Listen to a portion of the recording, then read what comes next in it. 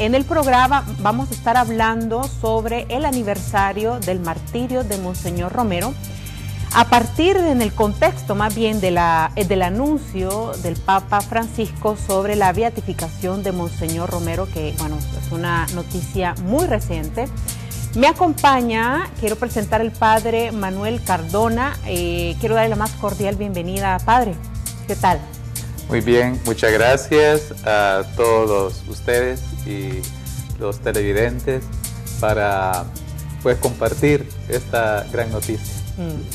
Sin duda una gran noticia. También quiero presentar a otro invitado que tengo acá en Agenda Ciudadana. Él es Ignacio Cardona también. Él es miembro del Comité Tecleño pro aniversario del martirio de Monseñor Romero. Bienvenido, Ignacio. ¿Quiénes conforman, Ignacio, este comité? ¿Son gente joven como tú o son de... ¿Quiénes son? Es Santa Tecla. Realmente son todos los sectores de Santa Tecla. Hay jóvenes que como yo están involucrados con esto y que se ven contagiados por el legado. También hay el sector productivo ya un poco mayor. Tenemos la participación, me honra mucho decirlo, del arquitecto Josué Vialta, que es el encargado fue el encargado de hacer la pintura que se le entregó al secretario general de la ONU, Ban Ki-moon, hace unas semanas por el presidente Salvador Sánchez Serén. La Fundación Romero nos está apoyando, el Comité Nacional Monseñor Romero nos está apoyando. Entonces realmente es un esfuerzo de todo Santa Tecla, de diferentes sectores, y eso es lo que queremos nosotros, avivar la memoria histórica, el legado de Monseñor, y que toda Santa Tecla esté en función de esto. Hablar justamente sobre este legado que deja Monseñor Romero y que queda para la historia de los salvadoreños y de Latinoamérica, porque es una persona simbólica, pero no solamente para El Salvador, creo yo, ¿verdad? Hablar de Monseñor Romero es hablar de la fe, en primer lugar, lo que implica la fe, basada en las enseñanzas del Evangelio, que Monseñor Romero, en el contexto que le tocó vivir, hizo el más grande testimonio de esa vivencia. Hablar de Monseñor Romero es hablar que también denunciar esa injusticia que ocurrió, es hablar de los derechos humanos, es hablar de la verdad.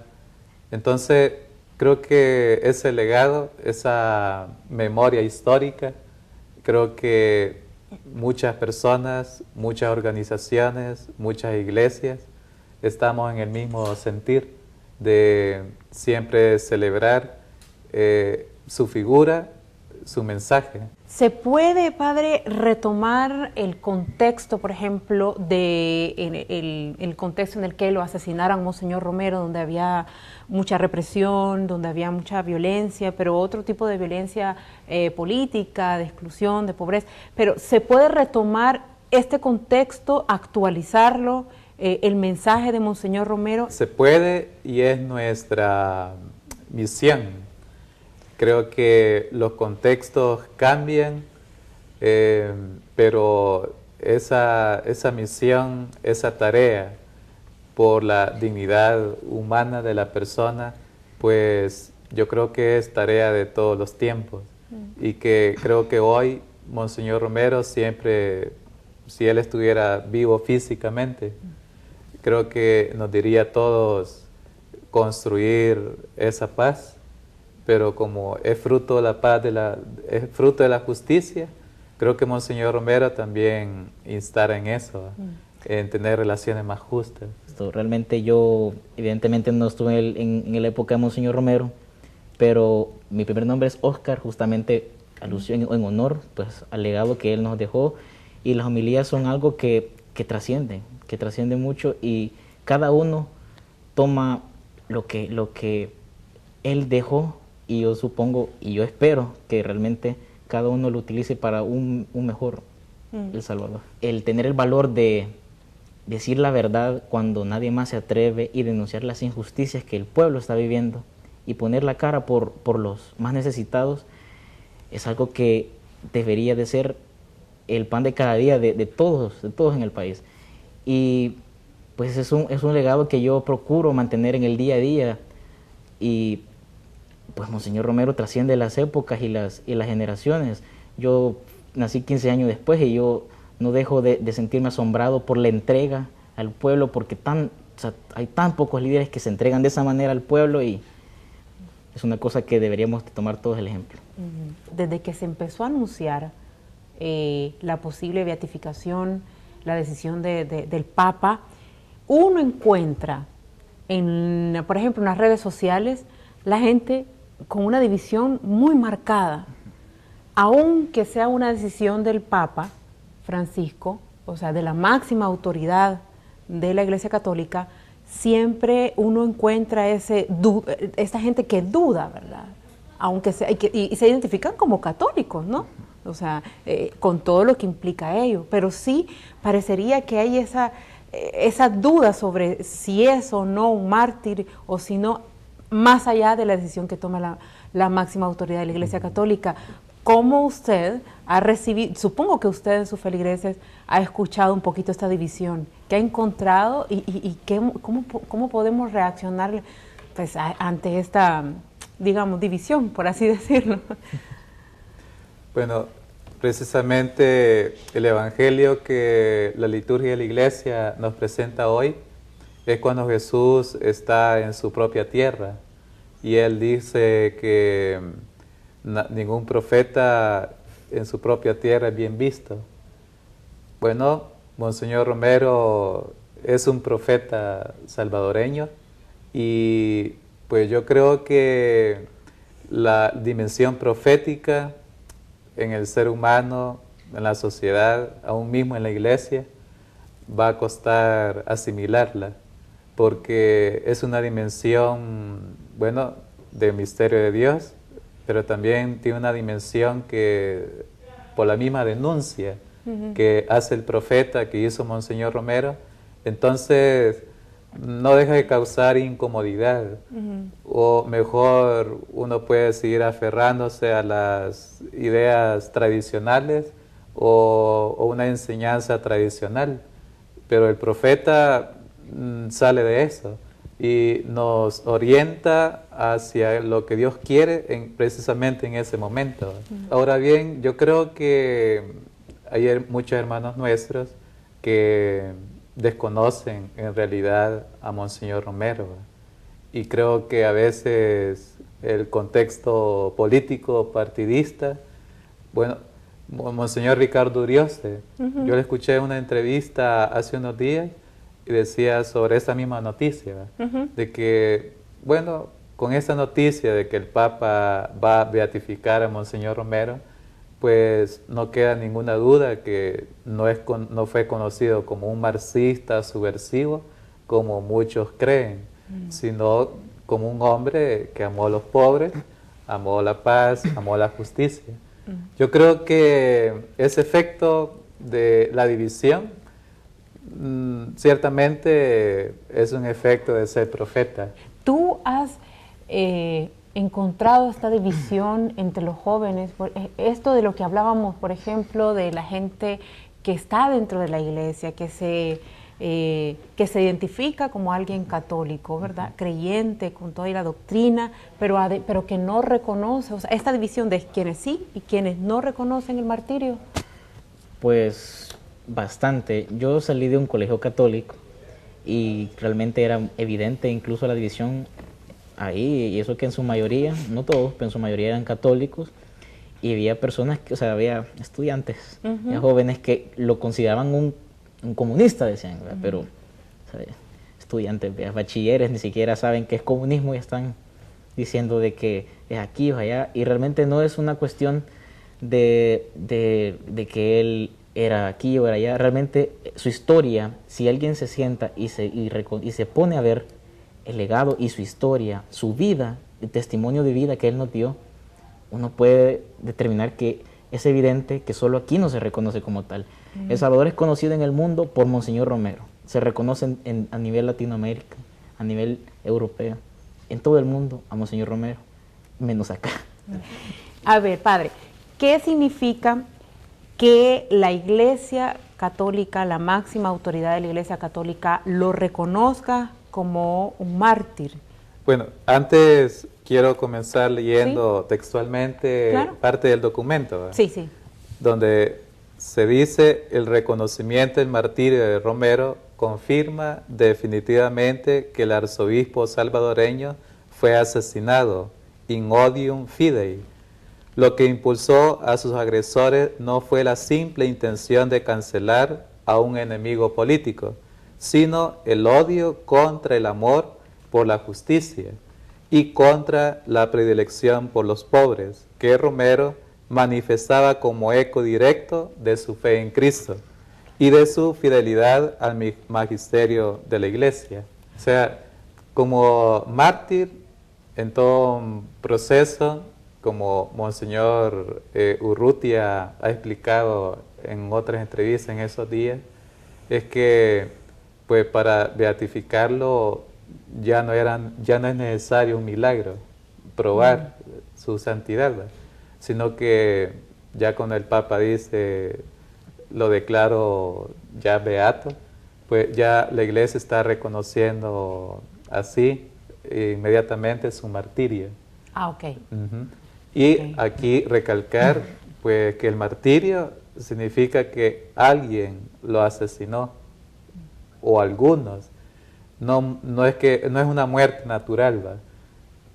Aunque hubiera sido una persona muy buena y santa, sino que martirio significa ser asesinado. Esto lo pone en una categoría diferente de otra persona, por ejemplo, que haya sido santo, pero que no haya tenido esta muerte, sino que una muerte natural. No, digamos, es una gracia que Dios concede, ¿va? A algunos. Y en ese alguno entró Monseñor Romero, la gracia del martirio. No es que sea más que otro modelo de santidad, ¿va? Porque ambos predican ese amor al prójimo, el amor a Dios. Nada más que la gracia del martirio pues es especial en el contexto tal vez histórico y religioso que le han tocado vivir, ¿va? Más fuerte y más difícil. ¿Cuál es el fin de este proceso? Bueno, escuchaba, como ha dicho Monseñor Urrutia, que la beatificación será antes que finalice este año.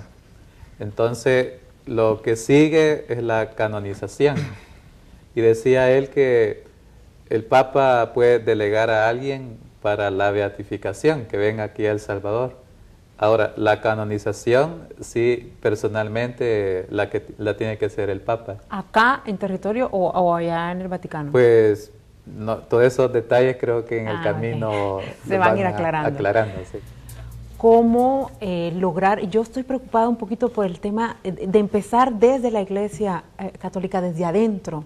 ¿Cómo posicionar una figura que de momento pues está bastante polarizada, digamos, por decirlo de alguna forma? Hay gente que la acepta, que acepta su legado, y hay gente que no quiere reconocerlo. Bueno, yo creo que es un desafío, porque tener un santo como Monseñor Romero y como mártir,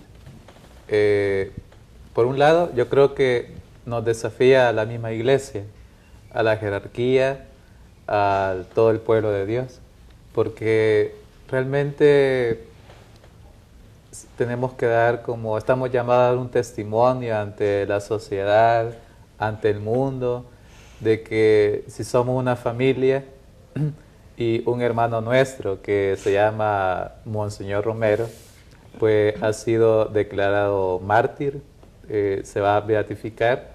Entonces yo creo que debe recoger y recoge la fe de la Iglesia. Entonces yo creo que no estaríamos dando un buen testimonio si unos estamos de acuerdo y otros no están de acuerdo. Entonces, bueno, yo creo que es un desafío, yo creo que es un proceso, ¿verdad? Porque así como ha costado que Monseñor Romero, su figura, su mensaje, muchos lo están aceptando. Por ejemplo, yo en mi comunidad tenía una persona que ella rechazaba a Monseñor Romero, pero fue escuchando con esa actitud, mente abierta, como dice el Papa Francisco. Entonces, hoy lo admira. Ah, ¿de verdad? Sí, hoy ¿Y lo admira. ¿Y este proceso cuánto tiempo llevó? Solo para tener un punto de referencia. Bueno, yo creo que unos 7 años. Bueno. Unos 7 años, pero... Pero de no ella, reconocerlo, admirarlo, así vaya. Pero ella confiesa que sí le costó, por las cosas que ella creía, que ella pensaba, o que habían dicho sobre Monseñor Romero. Entonces, yo creo que también así hoy, muchos en la iglesia estarán así. Sí. Y creo que sí es un desafío, pero hay que confiar en Dios, que Él nos dé esa gracia de buscar la unidad. Una pregunta, también se ha armado un poquito de debate, padre, sobre la importancia o no la importancia de conocer quién asesinó a Monseñor Romero. ¿Es importante, padre, conocer este dato? Bueno, sí es importante, ¿verdad? Porque yo digo que las homilías de Monseñor Romero no fueron etéreas, es decir, al aire. Sus homilías siempre llevaban datos, nombres, situaciones con su propio nombre, y así del púlpito él predicaba. Entonces yo creo que igual, ahora yo creo que quizás lo que trasciende, yo creo que es el mensaje hoy en la iglesia, es que, como dijo Monseñor Urioste en una celebración de aniversario, pues todos matamos a Monseñor cuando odiamos, cuando somos injustos, cuando no decimos la verdad. Entonces, creo que sí es importante, ¿verdad? Los informes de la Comisión de la Verdad ya dieron pues esos datos, ¿verdad? Y que no fue una persona, sino un equipo, ¿verdad? Entonces, yo creo que las nuevas generaciones tienen que conocer, saber. Yo estoy de acuerdo con respecto a lo de el conocer la verdad. Realmente esa es la razón del martirio de Monseñor Romero, el amor a la vida y el amor a la verdad. Entonces a mí me parece muy acertado que sea necesario pues de que la memoria histórica, de que los informes de la Comisión de la Verdad, que son unas cuestiones públicas, pues se dan a conocer.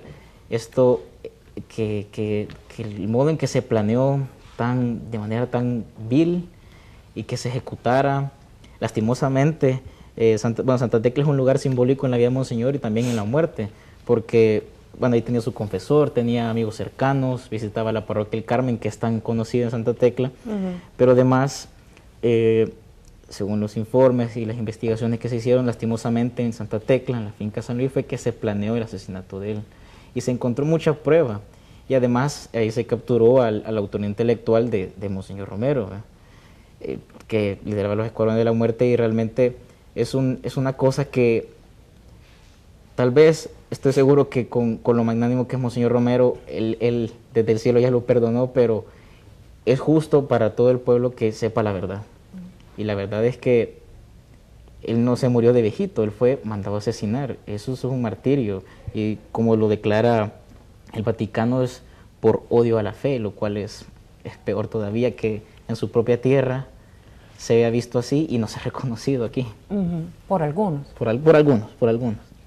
Quiero volver con el tema de las actividades, porque recientemente se acaba de formar el comité. ¿Qué expectativas tienes tú para no solamente este aniversario, sino para los años que vienen, en relación a las actividades, pero además en relación al legado? ¿Cómo esperas tú, siendo joven, de que haya más reconocimiento del legado de Monseñor Romero? Bueno, con respecto a las actividades, realmente nosotros esperamos tener una participación muy activa en ese 35, y más en el marco de la aprobación del decreto del Vaticano, y a partir de esto, evidentemente, participar de la marcha, una celebración de la palabra el mismo día del aniversario, y pues tener una organización que constantemente está activa, y en el marco de estas actividades, de lo que nos resta de febrero o marzo, no solamente hacer actividades al aire, sino que de veras poder llegar a la población de Santa Tecla, y no es una cosa a la fuerza, pues, pero realmente uno no puede reconocer algo hasta que es consciente de que no es correcto. Por ejemplo, encasillarlo o juzgarlo cuando ni siquiera se toma la molestia de darse cuenta del testimonio de vida que no tiene.